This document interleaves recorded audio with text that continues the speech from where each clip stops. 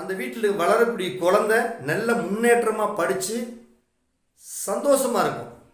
பொதுவாக குபேர வாழ்க்கை அமையும், செல்வ செழிப்பான வாழ்க்கை கொடுக்கும். இப்படி நான் சொல்லக்கூடிய இந்த பகுதிகளில் இல்லாமல் இந்த நீசமான இந்த பகுதிகளில் கிணறு, போர், சம்பு தொட்டி, தண்ணி தொட்டி இப்படி எல்லாம் கட்டுறாங்க. இப்படி கட்டுனா அவங்க வாழ்க்கை குழிக்குள்ளே வாழ்கிற மாதிரி தான் வாழ்க்கை. அன்றாட வாழ்க்கை நல்லா பணம் காசு இருந்தாலும் சம்பாதிச்சு வட்டி தான் கட்டிட்டு உட்காந்துருக்கணும். வட்டி தான் கட்ட முடியுமே தவிர அசலை கட்ட முடியாது. சம்பாதிக்க நல்லா பார்த்தா அடுத்தவங்களுக்கு பளிச்சுன்னு தெரியும், அடுத்தவங்களுக்கு வட்டி கட்ட, இப்படியே பொழப்பு போயிட்டுருக்கோம்.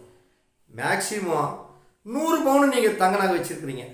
இப்படியெல்லாம் இந்த நீச பகுதியில் இருந்தால் 100 பவுனையும் அடமான வைக்கும், பாதி பவுனை விற்க வைக்கும். எதையும் தங்க நகையில் வச்சு காப்பாற்ற முடியாது. ஏன்னா தங்கத்துக்கு காரகன் குரு பகவான். அப்போ அந்த தங்கம் அவங்கக்கிட்ட நிலைய தங்காது. அதே மாதிரி இந்த ஈசானியம் அப்படிங்கக்கூடிய இந்த பகுதி, இந்த வடக்கு பகுதியில் வீட்டுக்கு ஏறதுக்கு மச்சுப்படிக்குது கட்டிட்டாங்க. வாழ்க்கையில் அடி தலை மேலே இடி, அதாவது வடக்கு படி அந்த ஆணுக்கு தலை மேலே இடி அப்படிங்கிறது அவங்களுடைய கதை. அப்போ ஒரு வீட்டை நம்ம வடக்கு திசை பார்த்து ஒரு வீட்டை அமைக்கிறோம் அப்படின்னா அந்த வீடுடைய தலைவாசல் அந்த வடக்கு மையம் அப்படிங்கக்கூடிய பகுதியிலிருந்து ஈசானியம் செல்லக்கூடிய அந்த பகுதியில் தலைவாசல் வைத்து தான் வீடு கட்டணும்.